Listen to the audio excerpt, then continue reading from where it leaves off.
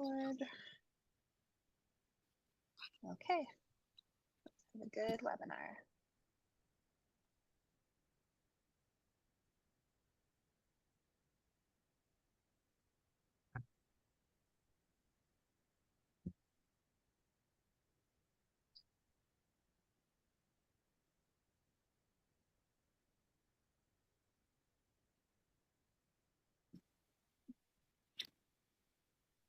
Hi everyone, entering slowly. We're just gonna give people another minute to come in and then we will get started.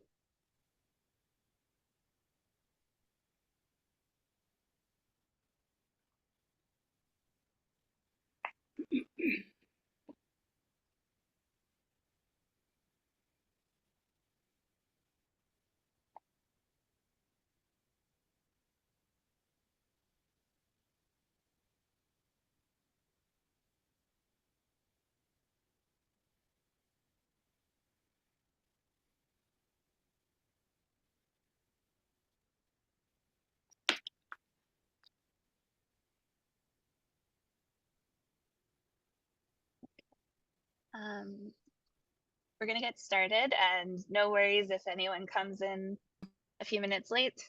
I'm gonna turn things over to Kimberly. Bonjour, shalom, bonjour, hello everyone. Welcome to our book launch for Research with a Hyphen, Methods in Social Work, Linking Ways of Knowing to Knowledge Creation. For those of you who do not know me, I am Kim Calderwood, one of the authors of the book. As we do in the textbook, we start with a land acknowledgement. We invite you to think about the original inhabitants of the land in which you live and work, and reflect on the high price that Indigenous people have paid for the privileges that we have on these lands today. Things like colonization, the 60s scoop, both residential and day schools, and I could argue that there's still day schools continuing on today. Schools that stripped Indigenous peoples of their culture, ways of knowing, language, and so on. The dishonoring of treaties, the theft of their land, all of which leading to colonization and marginalization that continues to exist today. High rates of incarceration, higher rates of children removed from their home, where, as you know, social workers are complicit. Higher rates of murdered and missing girls and women, which are insufficiently investigated. Higher rates of health issues, lower rates of access to healthcare and to clean water, and more.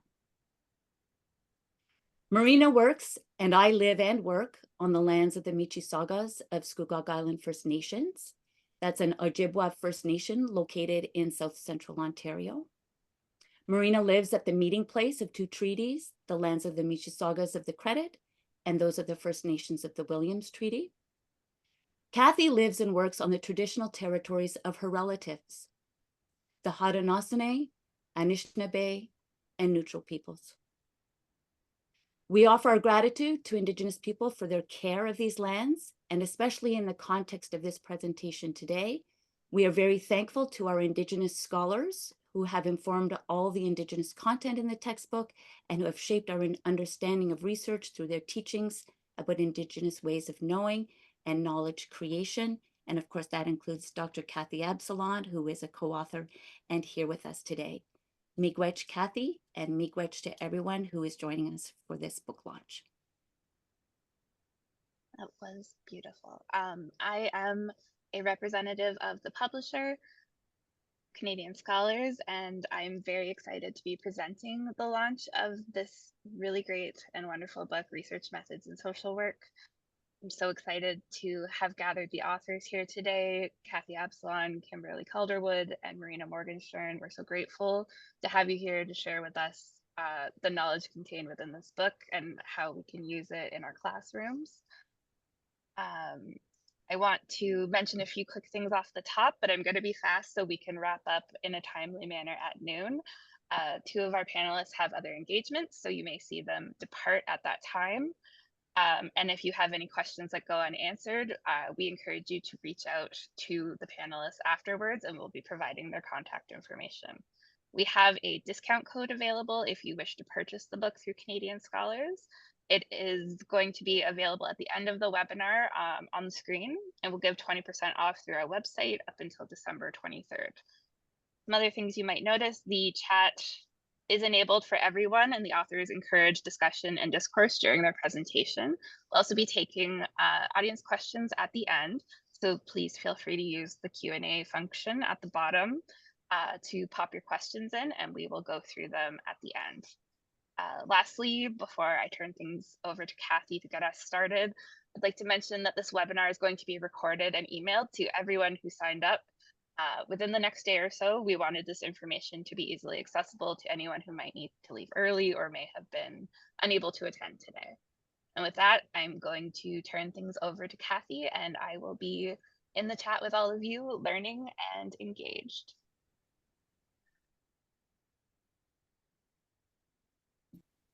Bonjour, Minogiizhigokwe nakas, Wapshishi and Odem, Nin Mama Makwandodem, Line Post Treaty 9, Donjaba, Kitchener and Diane, Nijo Made, Ojibwe, Anishinaabe, Kwendao.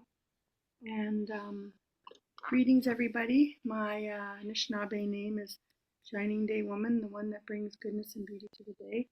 I'm from Flying Post First Nation Treaty 9, and I live in Kitchener, which is the traditional territory of the Haudenosaunee, Oklahoma, Anishinaabe, Mi'kmaq, and Neutral peoples. And I also acknowledge, land acknowledgements for Anishinaabe people are a little bit different because we acknowledge the spirit of the land, those little people, the spirit of the earth, the water, and all those ones that were here before us, I guess. So when I was invited to be an author, a co-author with this book, I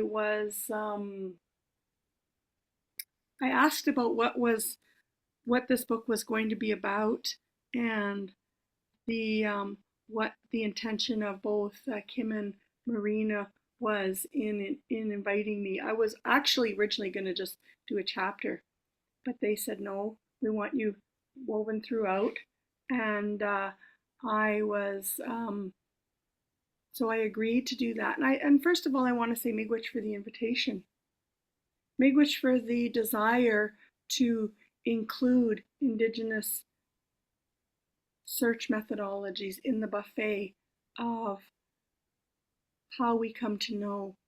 And one of the questions is, one of the things that I love about this book and that we did, and what I'm proud about, is that in the buffet of methodologies, Indigenous ways of coming to know are now included.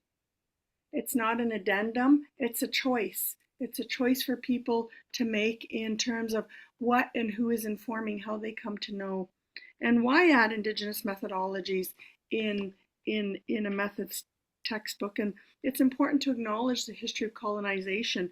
And colonization was a force for land exploitation and resource extraction, and that Indigenous peoples always have been extremely linked to the land as our mother and the land as life. So, long story short, to ensure that the road to colonization was clear for colonialism to come in and extract the land, one of the many goals of colonialism has been to exterminate, extinguish, assimilate, annihilate, and quote unquote rid the Indian out of the child. And this was done, one of the pathways, one of the mechanisms of colonial genocide was the eradication of Indigenous knowledge, was the erasure of Indigenous methods in how we come to know, and who controls how we come to know, and who has the right to actually be engaged in producing knowledge. And Indigenous knowledges and peoples have always been excluded from that buffet, from those tables. And so what I really felt good about and what I really respected was the inclusion, the desire to include Indigenous knowledge, and the desire to reach for an inclusion of Indigenous ways of coming to know that are as, I would say, as authentic as they can be in the context of colonial violence in education, and the context of colonial violence in knowledge production, because ironically, in academia and in professions of social work, the erasure of Indigenous peoples, the erasure of Indigenous knowledge is ironically very visible to me. It's very clear when you look around who's not in decision making, who's not at the tables of determining pathways of policy, pathways of wellness, pathways of how knowledge is produced, and whose worldviews are informing that. So this book begins to address a very important omission and inclusion by including Indigenous knowledge and methodologies in researching and ultimately in practice. So my hope is that it puts it on the radar of not only people in education, but people in the profession, practitioners, and people who are engaged in searching for whatever. And you know, I teach Indigenous research methodologies, and often there's a misconception that social work does not involve research. And hyphen searching is the hyphen in research causes readers to take a pause. It causes readers to pause of rethinking and reconceptualizing how they come to know. Who's informing your methodology of knowledge production? Whose knowledge and theories are you grounding your search in, or whose knowledge and theories are you grounding your practice in? So the hyphen in hyphen searching came as a result of years of thinking about a way of disrupting, a way of causing the reader to pause with rethinking how we come to know, and rethinking in a way of like decolonizing knowledges, decolonizing methodologies, and that pause is a decolonial pause. And my hope that pause causes readers to think, even question, what is this pause about? Why is this written like this? That's not right. Well, it's not Euro-Western dominant, that's for sure. And I hope that it causes readers to think about and to rethink who's informing how you come to know, and is that ethically aligned with your location? Does that ethically align with who you are and where you come from and how you come to know? And I always invite students, my students, to rethink and to recenter their location in their search for knowledge. And what I love about this book is the buffet is there. The inclusion of Indigenous hyphen search methodologies isn't at the exclusion of anything or anybody, but it's generating a much more holistic lens to acknowledge what's been missing in the buffet. And you know, there's been a trajectory of shifting worldviews that our book acknowledges, from positivism, where there's only one truth, to problematizing the dominance and the domination of Euro-colonial set of knowledges, values that underpin how we come to know. And so our book begins to acknowledge the shifts, and we do that by talking about language. Language is so important, and language has distanced searchers from thinking that they have a place and a power, and oh my goodness, that you could actually start to use language that's more humane, that you could actually use language that people understand. And so we've tried to restore a humane language, a language that is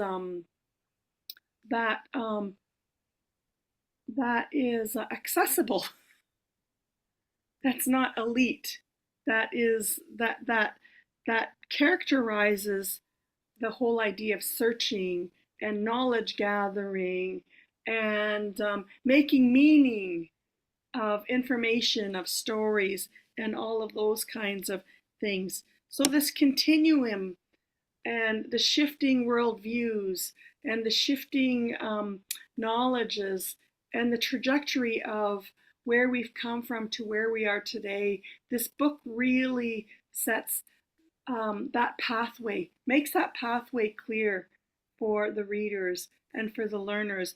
And that's one of the things that I appreciate in my work with Kim and Marina, is that they were really grounded in the mainstream methods and in allied methods and feminist theories and critical theory and deconstructing mainstream methods. And I came in with my decolonial, strong Indigenous lens and built this continuum. And together we worked on restoring a buffet that I think helps to open up students' lenses for the inclusion. And I think that it begins to set forth for students this idea that holistic knowledge sets, when they're applied in Indigenous re-search frameworks, will include spirit, will include heart, and knowledge that is grounded in spirit and heart is knowledge worth gathering, is worth producing, is worth generating. And action that is grounded in knowledge that is informed by spirit and heart is action that is real, that is authentic, that is holistic. And so I feel like our book has done a good job at presenting this holistic lens that students can make more informed choices on and understand and build their critical lens and hopefully answer some of their questions. So I want to say congratulations to Kim and Marina, and that I feel like it's a reader that I think can be used at undergrad, graduate, and PhD levels. So my timer is up. I put myself on a timer. So I'm going to pass the baton over to my next peer. I'm not sure who it is, Marina or Kim. Marina. Okay, Marina, take it away. Miigwech. Thank you, Miigwech, Kathy. I'm never tired of listening to you since I've been a PhD student to these days. So thank you for that. And thank you everybody for coming to share with us the excitement about the book. My name is Marina Morgenshtern. I'm one of the co-authors of the book, and I feel very much privileged to being able to co-author this re-search methods book with two great women researchers. I think this book is very much informed by my own entire academic journey. I've been teaching research methods to social work students since I think 2006 or 7, when I was a PhD student. And as I was starting to teach this course, as many of you experienced too, I realized how much teaching research to social work students is a challenge. And it's been considered a challenge for many years. I remember at the beginning of my career, I came across this quote by Epstein, who said that no other part of the social work curriculum has been so consistently received by students with as much groaning, moaning, eye-rolling, bad-mouthing, hyperventilation, and waiver strategizing as the research courses. And I think that those of you who teach research courses are quite familiar with those strategies too. But I believe that there are very negative implications in graduating social work students who are unwilling or unable to do or understand research, especially if we aim to realize the potential of research to serve social work mission and to challenge prevailing neoliberal discourses about which forms of knowledge are privileged or are dominant. And so as an instructor of research courses, it's been my teaching agenda to make social research courses exciting, relevant, important for students, to help them feel positive about research and develop their critical research skills. And to inform my teaching, I've done some research projects on exploring social work students' experience when learning research. And from this scholarship, I learned that the vast majority of students are pretty much convinced of the value of research in their personal lives and professional practice. And that in the context of learning about research, they report considerable anxiety and negative attitudes. And so it became very clear to me that students experience this existential tension between knowing that there is something so much important for their careers and for their personal lives, and yet feeling not able to master it.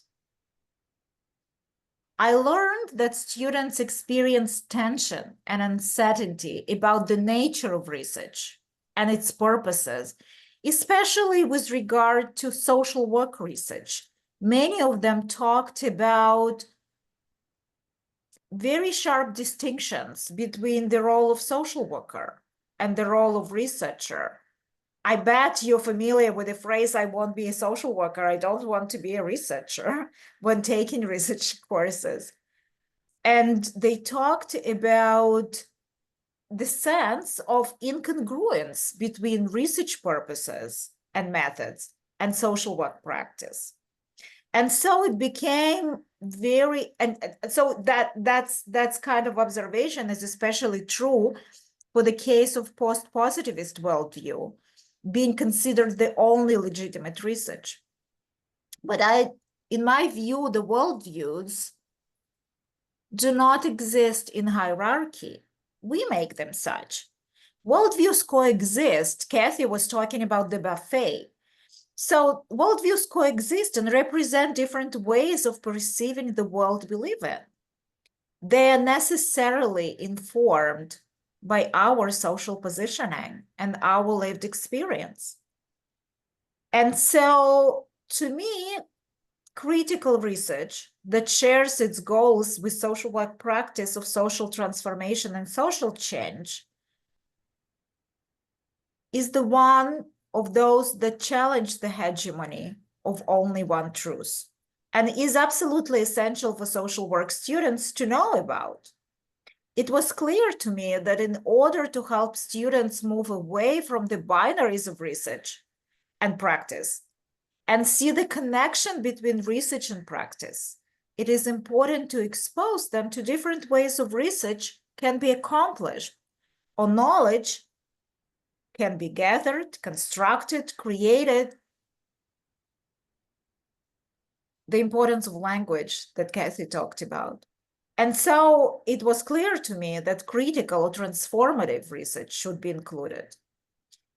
It was also clear to me that we should move away from the Western dualism of science and art.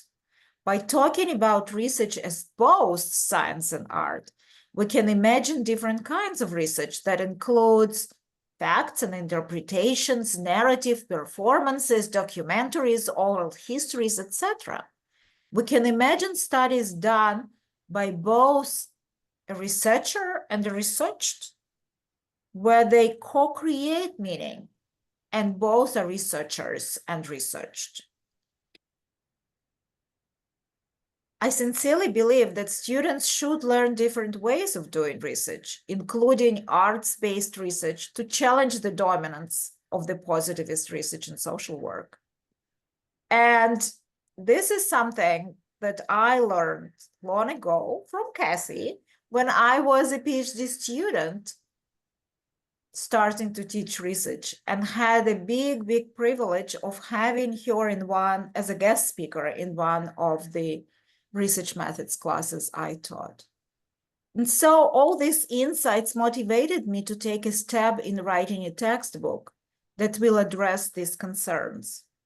A textbook that positions research activity as social work practice, where research process is no less important than research outcome, where change happens throughout the research process as much as its consequence, where research has a potential to liberate and empower rather than oppress and marginalize, where it is an equitable and accessible activity for many, and not an endeavor that belongs to the privileged few.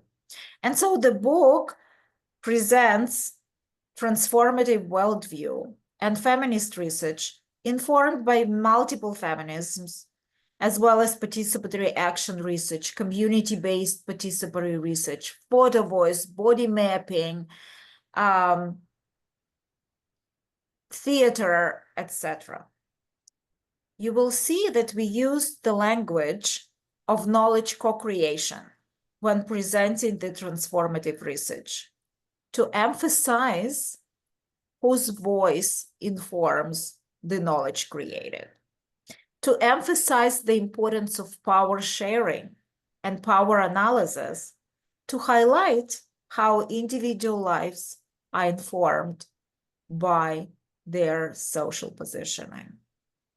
So that was my goal and my agenda in this book, to really bring critical transformative social work research into textbooks that talk about social work research methods. From my knowledge, none of the existing books provided this buffet. Most of the books, as you know, are quite grounded in post-positivist view, reading sometimes a little bit about interpretivism. Those who write about critical research usually have it in separate, as a separate book, and so rarely it is accessible to students in research methods courses. And so when Kim approached me with the idea of writing a book that is a landscape of different worldviews that guide different methods of doing research, I got very much excited. And so again, thank you both, Kim and Kathy, for the privilege of working with you on creating something so tangible, so exciting, and so relevant to the students we teach. Over to you, Kim. Miigwech, Marina, and Kathy, and I echo the sentiment of what a privilege to work with the two of you. This book started out as, let's just include both quantitative and qualitative and make sure that the qualitative is written from an interpretivist constructivist worldview, not written from a positivist worldview, but using qualitative language, and it morphed into something so much more fantastic that hopefully all of you are starting to see. I imagine by now you have a sense that this book is about a buffet. It's about multiple worldviews. It's about respecting multiple worldviews. It's about centering Indigenous worldviews that have been erased for so long. And part of that is also a recognition of the land. So I want to share with you a visual of our vision for the book. So we captured a little bit of that on the cover of the book, but this diagram is also in the first part of the book to show that this book is about bringing together multiple worldviews. We do not bring together all worldviews. I want to acknowledge right up front that there are other worldviews beyond, but as an introductory textbook and already full of a lot of information, a broad range of methods, we have sectioned it out into 4 worldviews, starting with Indigenous. Also includes then chronologically the Euro-Western worldviews. We call it post-positivist in parentheses, which means positivist and post-positivist combined together, interpretivist, also known as constructivist or hermeneutics, and the transformative, which we also refer to as critical theory, bringing all those together into one, what we call ethical space. And a miigwech to Kathy for introducing the concept of ethical space. As soon as Marina and I heard ethical space, oh, what is that? Kathy explained it to us, and it's like, yes, this is what we've been conceptualizing. This is the framework, but we didn't have the language for it. So I want to share with you a little bit about the idea of ethical space. The term ethical space started in 1972 with a philosopher, Roger Poole. He coined the term to mean bringing together two entities that have different intentions. That was in philosophy, so not specific to any particular context.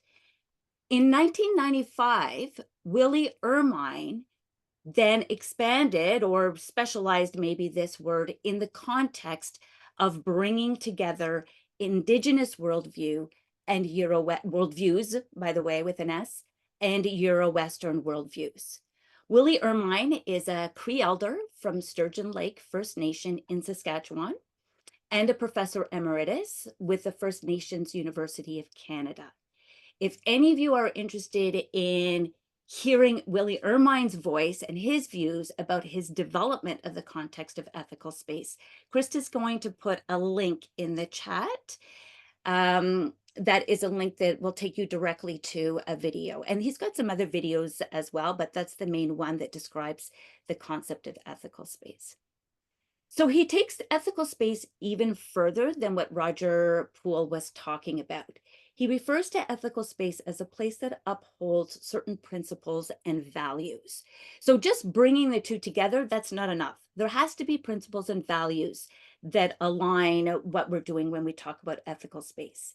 We need to recognize that there's multiple ways of knowing that exist, that multiple ways of knowing have legitimacy, and that multiple ways of knowing are along a continuum. In the textbook, we define it as a space that brings together multiple ways of knowing from a place of respect, responsibility, inclusion, and relationality. And that forms the foundation throughout the whole book. When we think about ethical space, we're asking questions like, when we're in that space, how will I respect your ways of knowing, being, and doing from my locations or positions? How will I generate ethical space for you to be you and me to be me and respect the whole? So as we create this ethical space in the book, we start in part 1 with an overview in the first chapter. And that's where this diagram 2 either comes up in the chapter 1 or there's a preamble as well. Then it's followed with a chapter on each of the 4 worldviews, starting with Indigenous, and then the post-positivist, the interpretivist, and the transformative/critical theory. That's part 1. We are finding that students love this because it's not even getting into research methods yet. The start of the book is all about positioning yourself and finding where do you fit in this buffet of worldviews. And every student can find a place in that buffet of the worldviews. Then once we've created this idea of ethical space, that regardless of what your worldview is, it has legitimacy. Now in part 2, what are the methods that we can use? So that part starts with how to start out. How do you do a literature review? How do you narrow down to a research question? What are the different research processes that you go through depending on worldview? And it's different. The worldview from a positivist worldview perspective is very linear.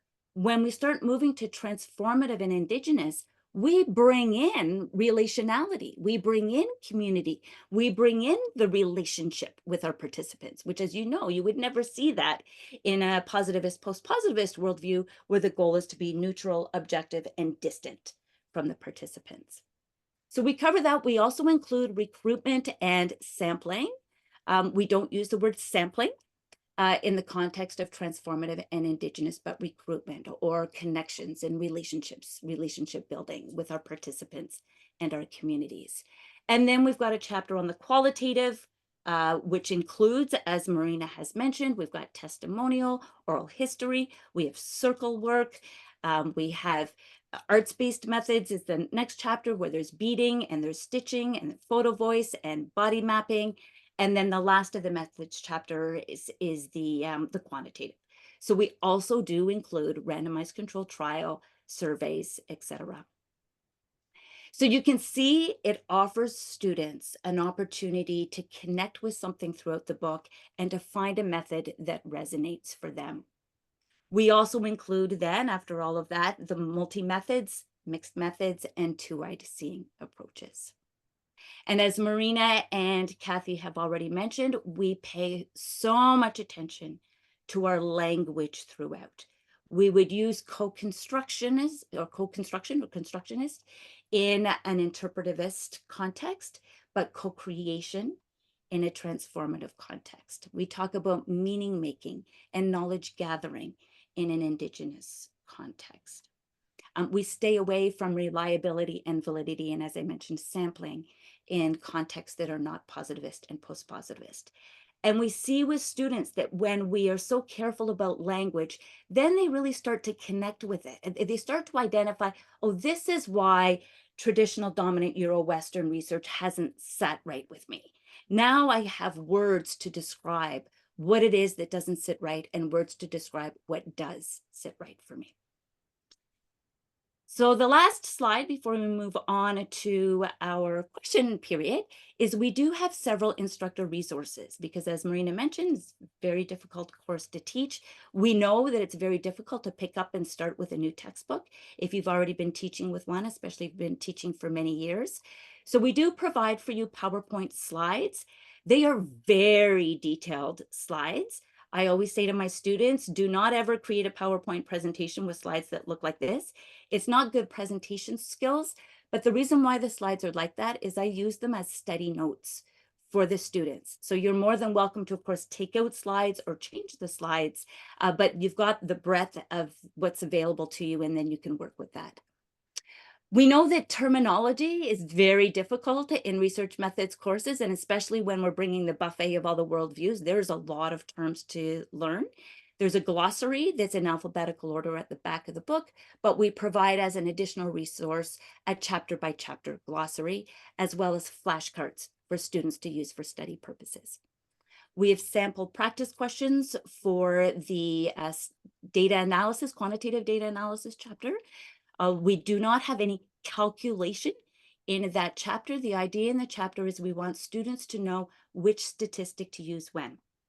So they need to be able to identify a null hypothesis, pull out what's the independent and the dependent variable, whether the data is categorical or continuous. And once they know that, we have a flow chart that just walks them through which statistical would be a fit given the data that you have for your independent and dependent variable. So we provide a lot of examples, a lot of scenarios with multiple choice questions that align with those, and a sample qualitative transcript and some sample ideas about delivering the course material. Miigwech to everybody, toda raba, merci, and thank you. We are exactly on schedule, but just to make sure, I've put all of the authors' email addresses in the chat. So if you have a question and we don't have time to get to it, please connect with them directly. They are very excited to have more in-depth discussions. And as we wait for questions to trickle in, because we're all just so engaged with what all of you were saying, there aren't any yet, but I'm going to kick us off with just what is next for each of you in this area? I know that you've all been working really hard on this book, but do you have any sort of view outward to your next project? Kim, do you want to say something about that? Yes, I do. Kathy, do you want to go first? Do you have something in mind? Well, I'm working on, I've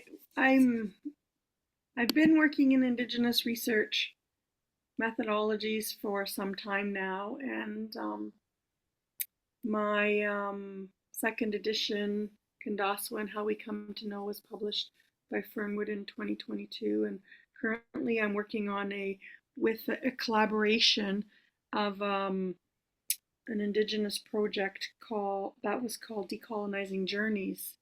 And that's been a mixed project of digital story work with circle work, with storytellers and story gathering.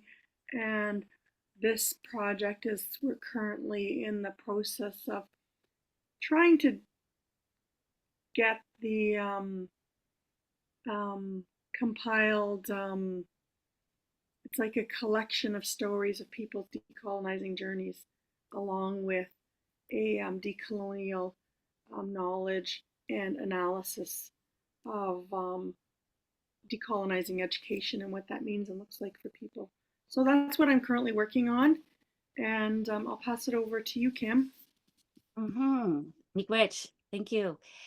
So we get students asking, okay, well, now that we know all of this and have all of this, how do we bring two worldviews together in one study? And as I mentioned, there is a multi-methods, mixed methods, two-eyed seeing chapter, but it's not the strongest chapter in the book. There aren't a lot of examples that we've been able to find. In fact, there's very few examples in social work. So one of the ideas I have, and Marina has agreed to co-author or co-edit this with me, and very interested in hearing views of any of you who are participating today, of having a companion book that would be called something like Ethical Space, examples of research with a hyphen, research that brings together more than one worldview.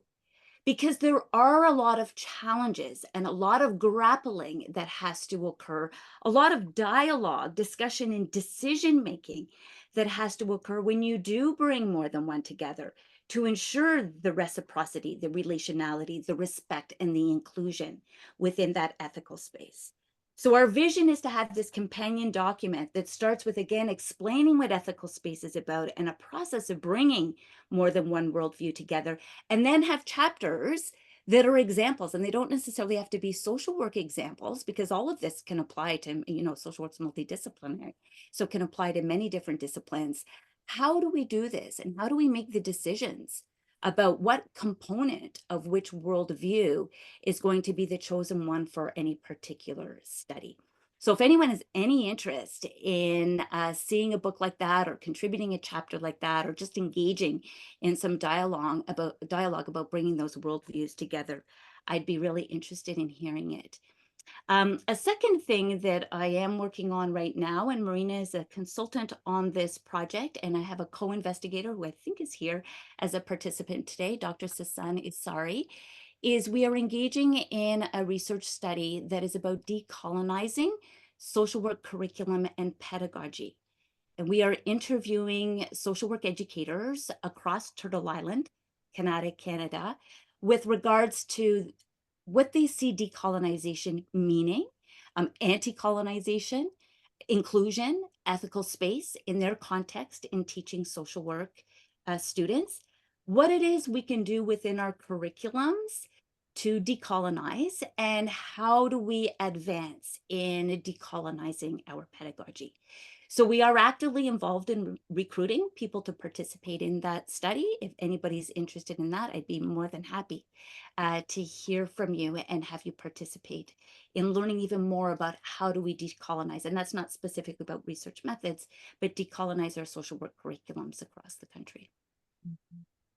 And so maybe I will add, Jill, especially in response to your comment about something about how to create and use ethical space or decenter particular knowledges.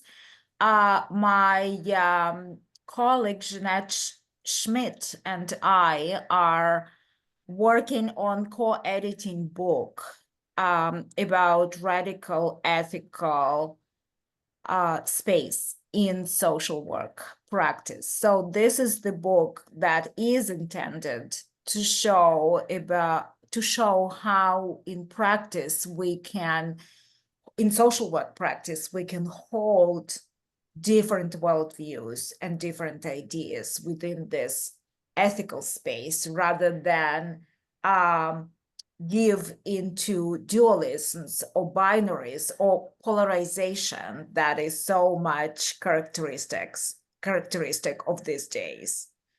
So stay tuned. There is a lot to read for all of you here. Sounds like there's so many really good projects coming down the pipe. In the chat, we have a question. What are the challenges of doing this kind of research? Mhm.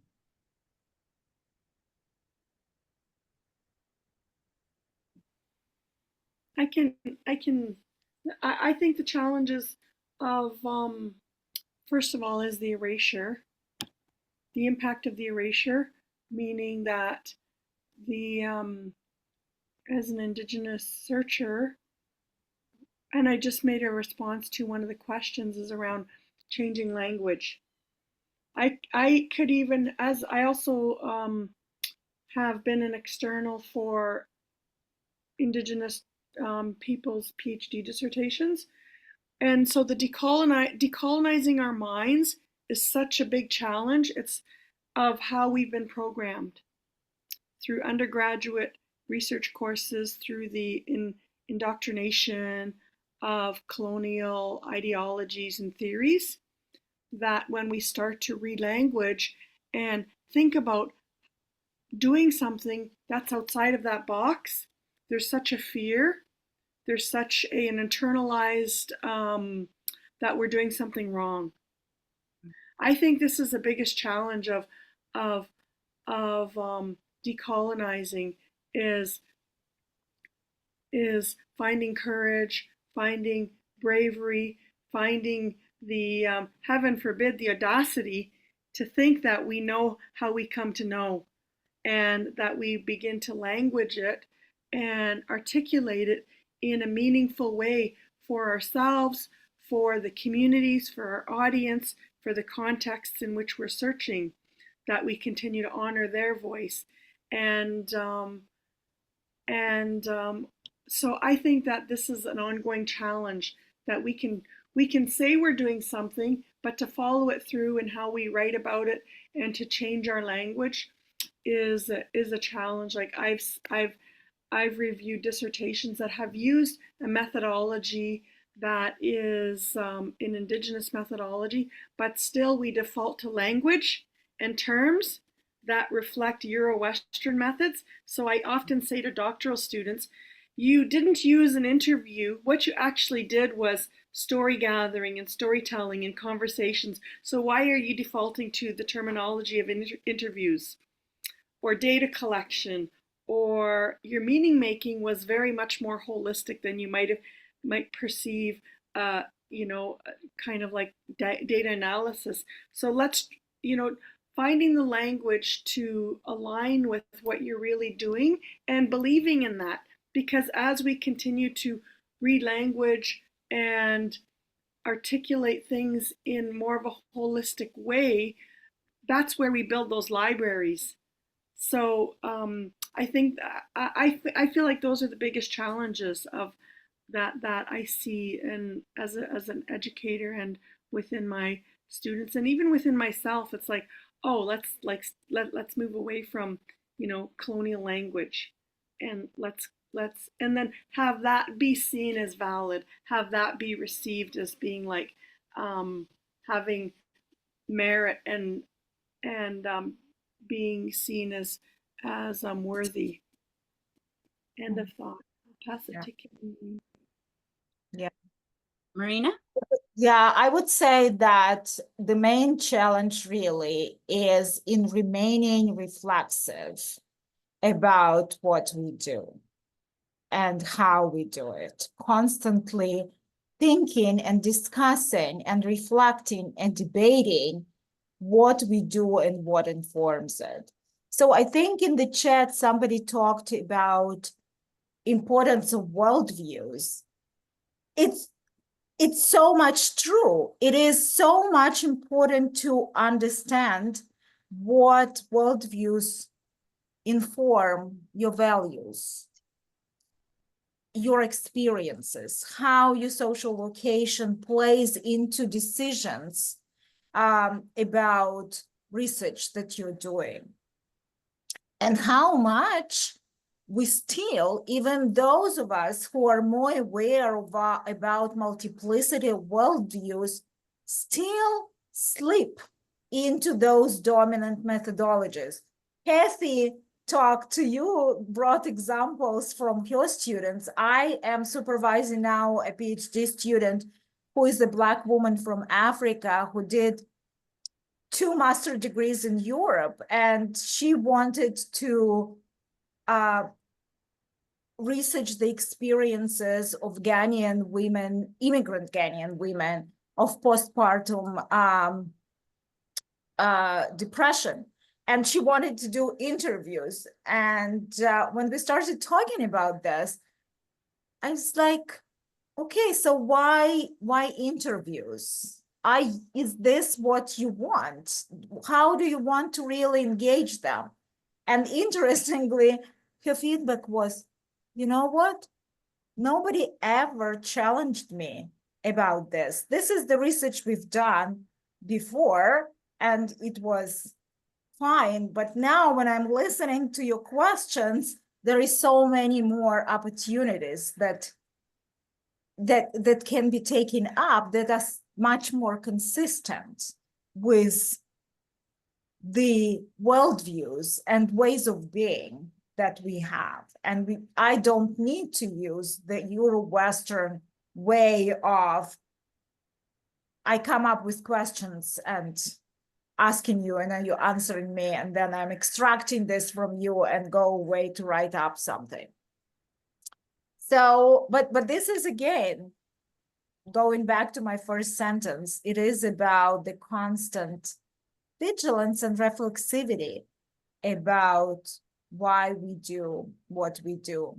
The methods, they are recipes. You can open the book and always see another method and another method. What matters is how you apply those methods based on the worldview that you have. Miigwech to you both. I will piggyback that. That's a great ideas. Sasan Isari and I are doing the decolonization project right now. And as you say, Marina, the challenge is constant. Every single step of the way, it's constantly saying, what worldview are we coming from? How are we approaching this? So, for example, what I never thought would be part of what we'd have to think about, what criteria are we going to use to hire the research assistants? Are we going to use meritocracy, which is what we've always done in a Euro-Western context, or are we looking for something different? And we looked for something different. We've hired 4 research assistants to participate and help us out with the analysis. We hired them looking for people who came from a different worldview than our own worldview, people who would contribute to the ethical space, bringing in different ideas and challenging our ideas. Not necessarily the student who had the highest grade or the most research assistant experience. So that's one example. That when you ask questions, how do you word the questions that you ask? When you do a land acknowledgement, how do you do a land acknowledgement? Ensuring you create space for them to also acknowledge their own land. And we've built in, would you like us to start we are calling them interviews, start the interview, maybe we should have called them conversations. In hindsight, we'd do it even better next time. Do we start with a smudging, even though it's online? Can we do a smudging? Can we do a tobacco offering? Every single piece of it. When it comes to the analysis, we've really struggled with how to do the analysis from a decolonizing way. We know we want to do meaning making, but how does that look when we have 25 participants? And the temptation, it's so difficult to not look for themes. So difficult to not chop up, fragment stories, but instead to see stories as a whole and honor people's stories as they describe what their experience has been and their ideas regarding decolonizing curriculum and pedagogy. It's complex, hence why we so badly need this ethical space book to give some examples of how people have grappled with these challenges that come up at every step of the way. Even just one question sparks so much discussion. I love it. In the Q&A panel, Raham asks, and Kathy's already provided some context, research continues to be a scary term for students. What would you recommend for beginning messaging? And also a practical question for teaching, what would be an alternative to using PowerPoints, especially in a virtual setting where a visual aid is required? Lisa also added that there's challenge in accessing funding and other supports because the entire system of academia is not set up for the pace, language, concepts, space, worldviews, alinearity, and temporality of Indigenous methodologies.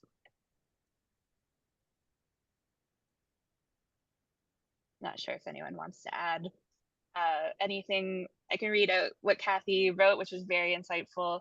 Research has a lot of colonial connotations with it. As an Indigenous researcher, I tend to use words and language such as search, searching, gathering, hunting. I tend to find language that aligns more with the searcher and their location.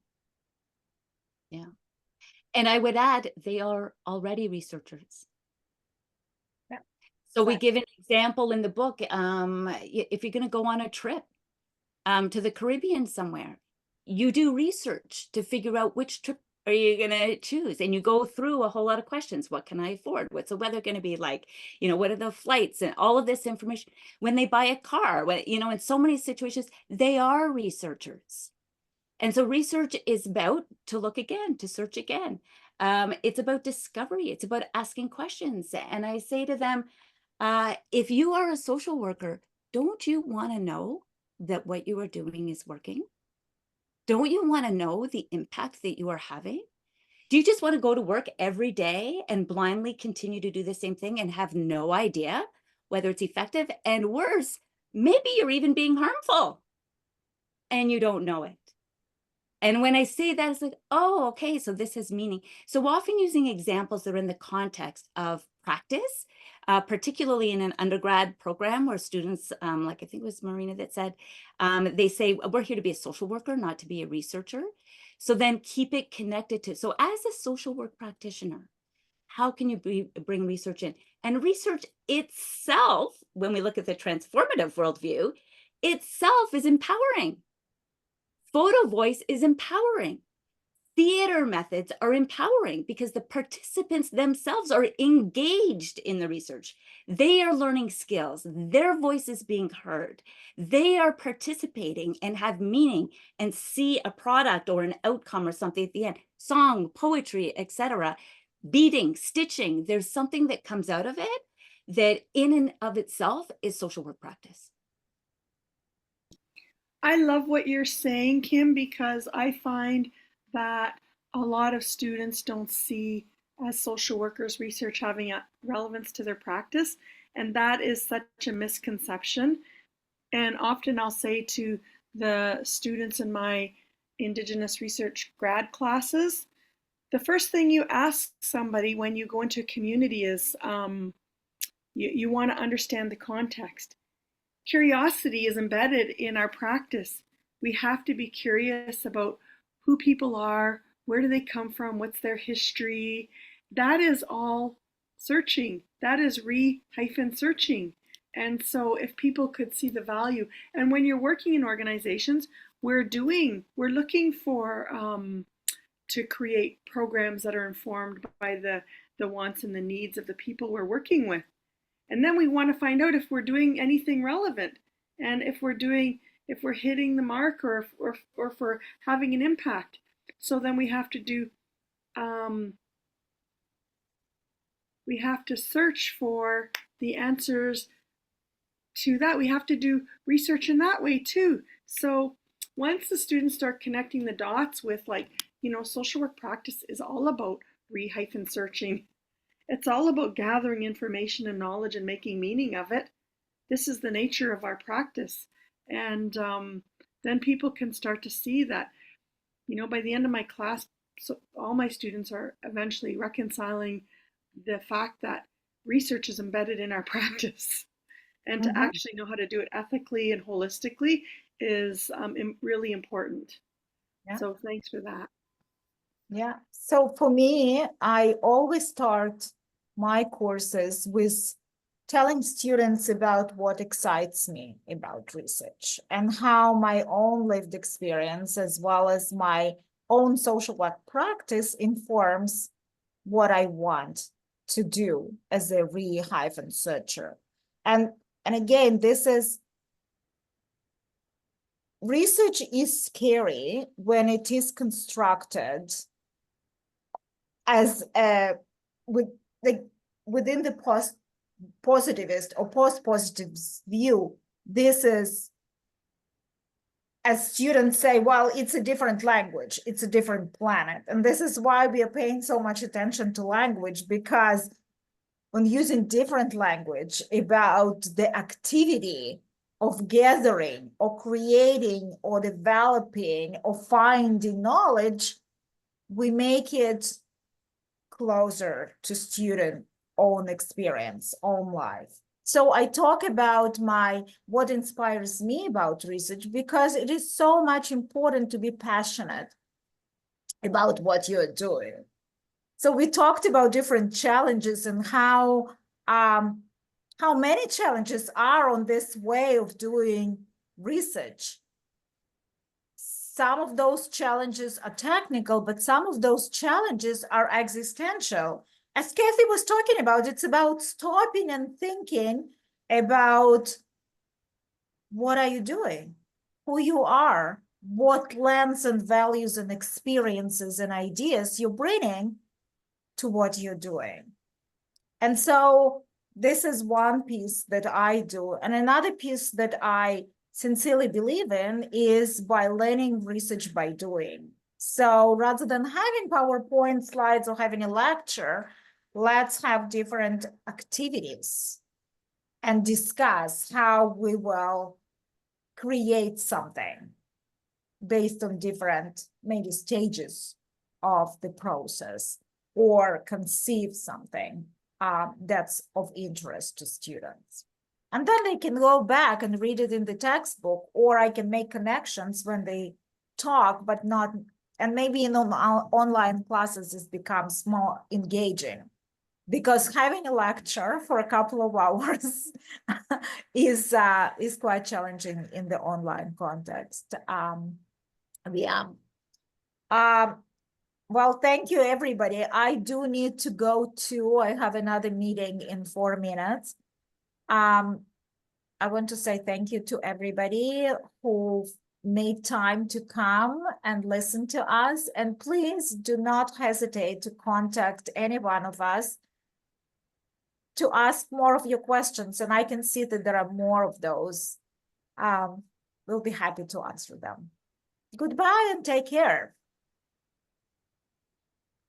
Yeah, unfortunately, we had so many great questions. So what I'm going to do is I'm going to gather them into a document, and hopefully our authors will take some time to put their thoughts together, and I will collect them into an article to post on our website, and also share some of the answers on our Instagram page, which is @CanadianScholars. I've also added the author names and emails in the chat for everybody. The discount code is here for 20% off up until the end of this year if you're interested in owning a copy, or if you're an instructor who is interested in using it in your course, please contact us directly at info@CanadianScholars and we'll get you a review copy. But in the next day or so, you'll receive an email from me with all of this information in it and a link to the video. Thank you so much for your time. Thank you to the time of our really amazing authors. I wish we had been able to extend them a little longer, but I know that like life happens, and I just really appreciate your time and being able to listen and learn from you. And I appreciate everyone who attended. All right, and with that, thank you for coming, and I will talk to you all soon. Have a great day. Miigwech. Thank you, everyone.